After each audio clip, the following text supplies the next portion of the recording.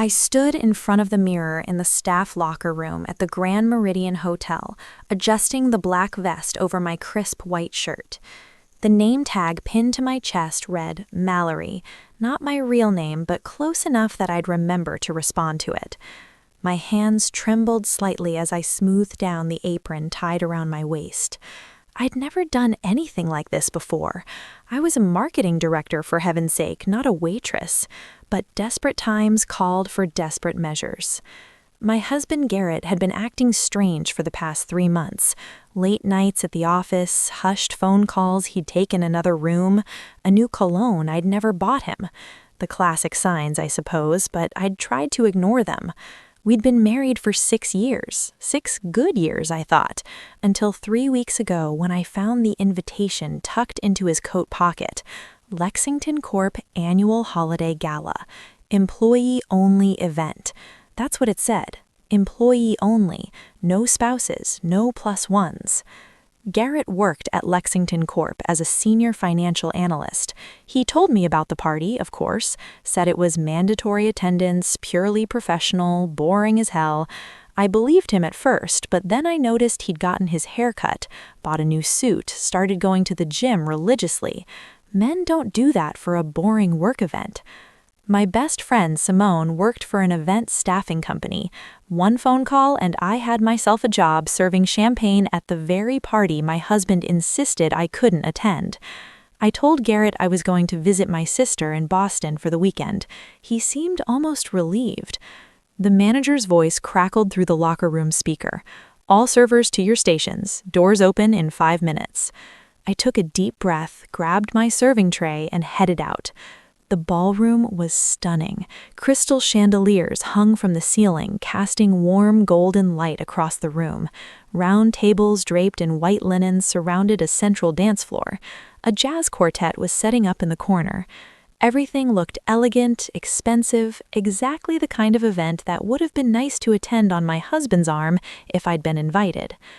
I positioned myself near the bar where I'd have a good view of the entrance. The guests began arriving in clusters, laughing, greeting each other warmly. I recognized some faces from Garrett's office parties in years past, back when spouses were welcome. Lydia from accounting waved at someone across the room. Curtis from IT grabbed a glass of wine from my tray without even looking at me. That was the thing about being a server. You became invisible, which was exactly what I needed tonight. Garrett arrived 20 minutes later and my breath caught in my throat. He looked handsome, more handsome than I'd seen him look in months. The new suit fit him perfectly. His hair was styled with that expensive pomade I'd noticed in our bathroom. He was smiling, that broad, genuine smile I used to see all the time when we first met. But he wasn't smiling at me. He was smiling at someone behind him. She walked in a moment later and I felt my stomach drop. She was young, maybe 27 or 28, long dark hair swept up in an elegant twist, a red dress that hugged her curves perfectly. She touched Garrett's arm as they walked in together, laughing at something he'd said. I gripped my serving tray so hard my knuckles turned white. "Champagne," I managed to say as they passed near me. Garrett took a glass without even glancing my way. The woman, I needed to know her name, smiled politely and shook her head. "I'm not drinking tonight," she said, her hand briefly touching her stomach. A gesture so quick I almost missed it, but I didn't miss it. My mind was racing, not drinking, touching her stomach, the way Garrett looked at her. I moved closer, pretending to collect empty glasses from a nearby table. I heard Garrett introduce her to a colleague. "This is Natalia, our new senior accountant. She's been instrumental in the restructuring project." Natalia, so that was her name. The evening progressed like a nightmare I couldn't wake up from. I watched them circulate the room together. They didn't touch much in public, but there was an intimacy in the way they stood close to each other, the way Garrett leaned in when she spoke, the way her eyes lit up when he told a joke. Other colleagues clearly knew something. I saw the knowing glances, the smirks. Tom from legal walked up to them at one point, clapped Garrett on the shoulder, and said something that made Garrett turn red. Natalia just smiled serenely. I served drinks, cleared plates, and played my role perfectly while my heart shattered into smaller and smaller pieces. Around 8 o'clock, the CEO stood up to make a toast. Everyone gathered around with their champagne glasses. I stationed myself near Garrett and Natalia's table, close enough to hear every word. "I want to thank everyone for their hard work this year," the CEO began. "We've had some significant changes, some restructuring, and I know it hasn't always been easy, but I'm particularly proud of the work Garrett Henderson and Natalia Rivera have done together. Garrett, Natalia, would you stand up?" They stood and the room applauded. I felt like I might be sick. The CEO continued, "Their dedication to the Ashton account has been remarkable. Long hours, weekends, late nights, they've really gone above and beyond as a team." "To Garrett and Natalia," the room echoed. But it was what happened next that made my blood run cold. As everyone drank and the CEO sat down, Tom from legal raised his glass again, louder this time, clearly having had a few too many drinks. "And here's to the happy couple, Garrett and Natalia. When's the wedding, you two?" The room went silent for a beat. Then some people laughed awkwardly. Others quickly changed the subject. But Natalia and Garrett exchanged a look I'd seen pass between us 1,000 times during our marriage, a look of understanding, of shared secrets, of love. I had to get out of there. I placed my tray on the nearest table and walked quickly toward the service corridor, ignoring the confused look from my supervisor. In the empty hallway, I leaned against the wall, my chest heaving. The wedding. He was planning to marry her, which meant he was planning to divorce me. My Garrett, my husband of 6 years, the man who'd promised to love me forever. I don't know how long I stood there, maybe 5 minutes, maybe 15, but gradually the shock began to fade, replaced by something else. Anger. White-hot, clarifying anger. I wasn't going to fall apart, not here, not now. I'd come here for the truth, and I'd gotten it, but I wanted more than the truth. I wanted them to know that I knew. I wanted to see the look on Garrett's face when he realized his careful deception had crumbled. I composed myself, fixed my hair, and walked back into the ballroom. Dinner was being served. I deliberately took the tray designated for Garrett and Natalia's table. As I approached, Garrett was leaning close to Natalia, whispering something that made her giggle. "Your dinner," I said, my voice clear and calm. Garrett glanced up, and for a moment nothing registered. Then his eyes met mine, really met mine. I saw the exact second recognition hit him. His face went completely white. His mouth opened, then closed. Natalia looked between us, confused. "Mallory?" Garrett's voice was barely a whisper. "Hello, darling. Fancy meeting you here at this employee-only event." Natalia's eyes widened. "Mallory? As in, your wife, Mallory?" I smiled at her. "That would be me, and you must be Natalia. I've heard so much about you." "Well, actually, I haven't heard anything about you. My husband failed to mention he had such a close working relationship with someone, especially someone he's apparently planning to marry." People at the nearby tables had stopped eating, were watching us now. Garrett stood up so quickly his chair fell backward. "Mallory, this isn't... You don't understand." "Don't I?"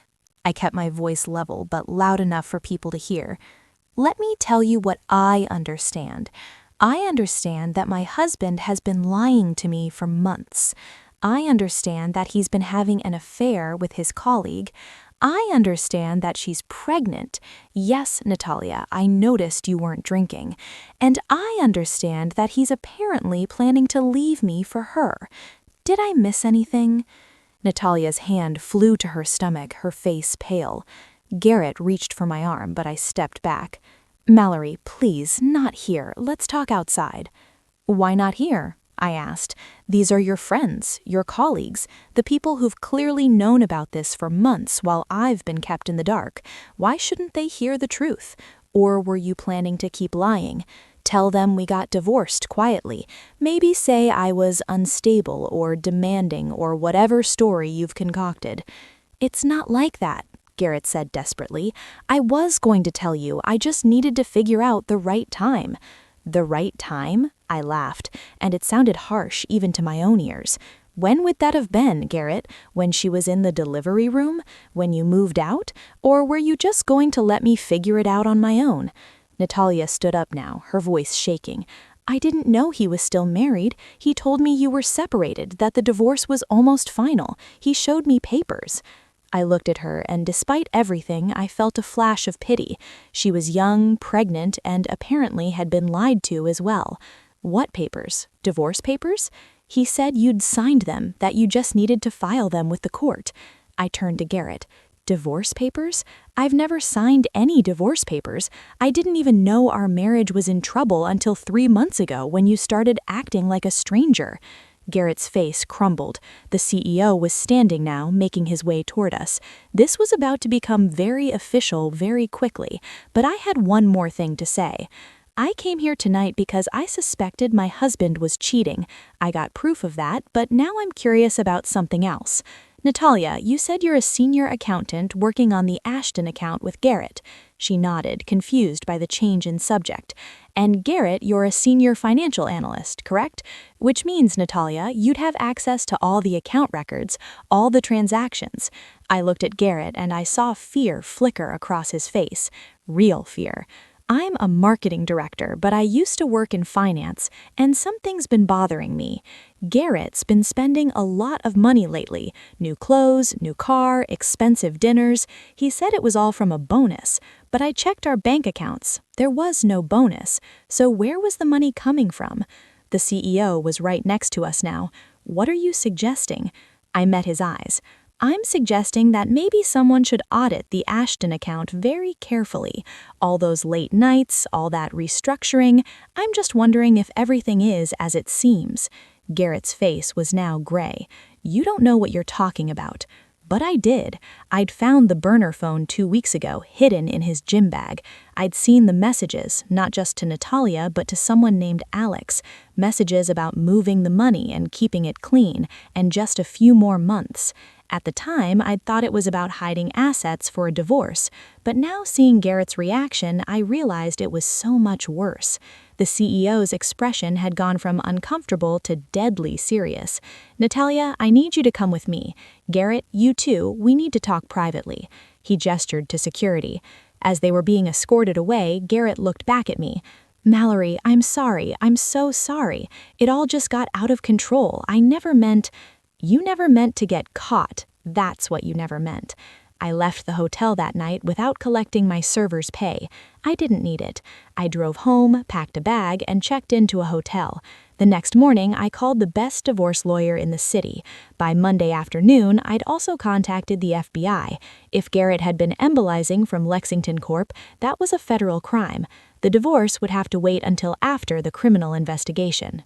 The story broke 3 weeks later. Garrett had been siphoning money from the Ashton account for over a year, small amounts at first, then larger and larger sums. He'd created fake invoices, dummy companies, and had been using Natalia without her knowledge. She'd been signing off on documents she trusted were legitimate. When Natalia found out she'd been an unwitting accomplice, she cooperated fully with investigators. Garrett had used the money to finance a fantasy life, expensive dates with Natalia, a down payment on a condo where he planned to start his new life, investments in cryptocurrency that had mostly failed. He'd planned to leave me once he had enough money secured, divorce me, marry Natalia, and live happily ever after. Instead, he was facing 5 to 10 years in federal prison. Natalia lost her job but wasn't charged with any crimes. The investigators determined she'd been a pawn in Garrett's scheme. I ran into her once about 6 months later at a coffee shop. She was visibly pregnant, looking exhausted. We didn't talk much. She apologized again. I told her I believed that she hadn't known about me. She asked if I hated her. I told her honestly that I didn't. I hated Garrett for lying to both of us. She started crying, said she didn't know how she was going to raise a baby alone. I gave her the number for a good family lawyer I knew and wished her luck. She deserved better than what Garrett had given her. The divorce was finalized 8 months after the gala. Garrett signed the papers from his lawyer's office 2 weeks before his criminal trial began. I got everything: the house, the car, my retirement account that he'd been planning to drain. I didn't ask for alimony. I didn't want a single cent from him. I just wanted to be free. The trial was brutal. Watching Garrett in a suit that didn't fit him anymore, thinner, older looking, was strange. He pled guilty to avoid a longer sentence, got 7 years with possibility of parole after 5. I didn't go to the sentencing hearing. Simone went with me to finalize the divorce papers instead, and we celebrated with expensive wine and Thai food. A year later, I got promoted to senior marketing director. I moved to a new apartment in a better neighborhood, one with a doorman and a view of the city. I started dating again. Nothing serious, just coffee dates and dinners.